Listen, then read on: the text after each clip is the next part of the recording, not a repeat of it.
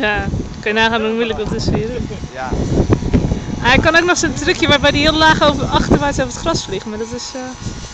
was ja, deze wind een beetje onverantwoord. Ja.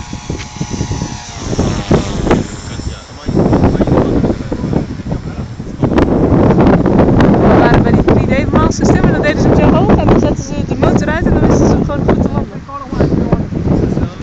Ja, gewoon op die hoogte en dan wisten ze hem gewoon puur op de kracht. Want hij blijft natuurlijk nog een beetje naroteren. Dus ze gewoon puur daarop wisten ze hem aan de grond te zetten. Dat is spectaculair.